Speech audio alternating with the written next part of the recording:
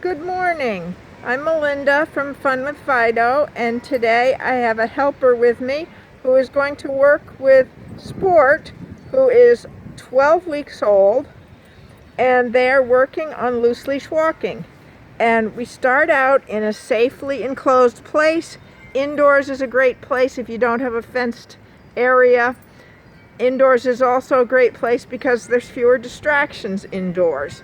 And what you're simply going to do, the dog is off leash and you're walking along relatively slowly and you're dropping treats at your side so that the puppy or dog, whoever you're training, is simply walking next to you and picking up the treats.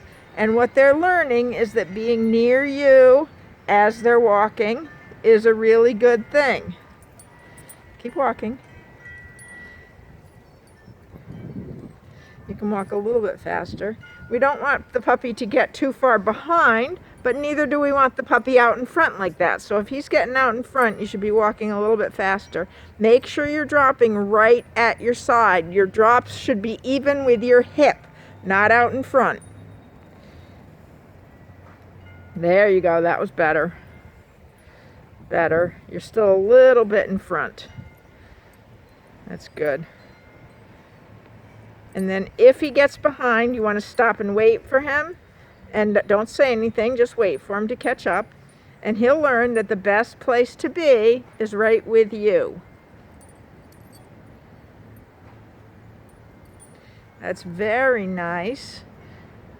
Sport is a very people-oriented dog to begin with. He looks up frequently at my helper, and that's really cool. So he's going to catch on really quickly and easily to this skill, I think.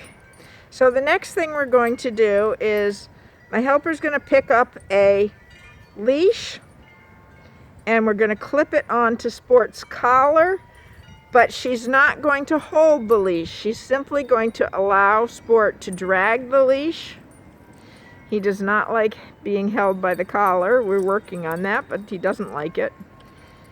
And then she's going to continue to do the exact same thing, and he's simply dragging the leash behind him. So he's getting used to the feel of a leash on him without the pressure of having a person on the other end.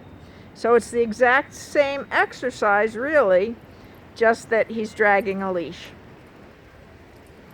Let him wait for him to catch up. Turn back around the other way. You want him to, no, turn back around the other way until he gets that piece of food that's on the ground. You want him to, ideally, you want him to be picking it up while he's at your side.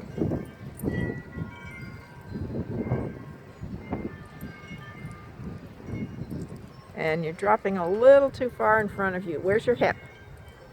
Yeah, that's where you should be dropping. Excellent. Yes. That's good. That's much better.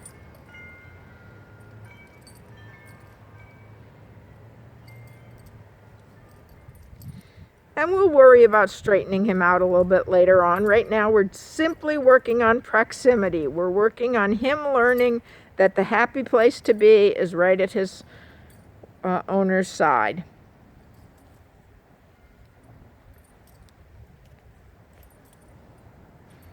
Step 3, Becca's going to pick up the leash, and she's still going to keep it very, very loopy. There should be no tension whatsoever on the leash. It's just going to be there. She's holding it. He's seeing that there's a slightly different picture, but not much, because there's still no pressure on the leash, and that's exactly what we want. We want him to learn leashes are not about pressure. Leashes are an emergency tool so that if you're outdoors and your dog doesn't have a reliable recall yet, you can take a nice walk, have a leash on for safety, and if your dog spots a rabbit or a squirrel or a deer and wants to take off after it, you have the leash as an emergency measure to prevent them from taking off.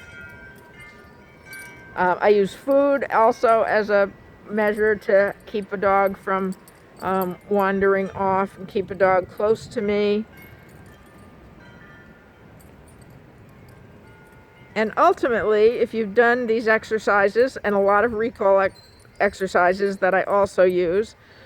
I have a dog that I can call off a squirrel when she's in mid-chase. So that is your goal, that you can get your dog to come to you from anywhere when he's doing anything. But ideally, he chooses to stay close to you because you've built up such a high reinforcement for staying close to you.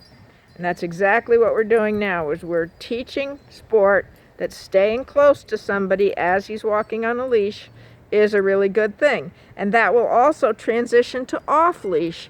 So eventually, when he has a solid recall, he'll be able to be off-leash, and he will still want to stay in a close proximity to you, maybe 10 or 20 feet from you, but not much further than that. That the rewards come when he's close to you.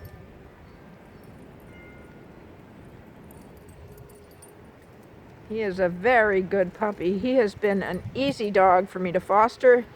He's a wonderful puppy. He has so much potential, so much people focus. I just love everything about him. He will be going to his new home on Tuesday, tomorrow. And I'm looking forward to sending him off because he's going to a great home. He's going to an active home, a home that will participate in some dog sport activities, a variety of things, which is the best. That's cross-training for dogs, where you do multiple activities with him. He'll be hiking. He may, as he gets older, be doing some dock diving. He'll certainly be doing some swimming. And he will also, in winter, be doing some ski-oring. And he may be doing some agility as well. There are 2 teenage children in the family where he's going, and I hope that one of them will become interested in agility, because I think this dog really will excel at agility and probably at everything he's introduced to, because he is such a bold, confident, optimistic puppy, and that is what I wish every puppy could be. Unfortunately, a lot of dogs, even sometimes young puppies, have a history of trauma, so that makes it much more difficult. But this puppy has had almost everything good in life handed to him, and so he's able to just let his natural personality shine. So if you've enjoyed my videos, please click the subscribe button so you can be notified of future videos. Click the like button, which is the thumbs up down below. And I'd also love it if you would share my videos. I'd love to have a wider audience, and I think I have important information to share with dog owners everywhere. So feel free to share on your Facebook page, on your Instagram, anywhere you'd like to share. And that is Sport, beginning to learn about loose leash walking.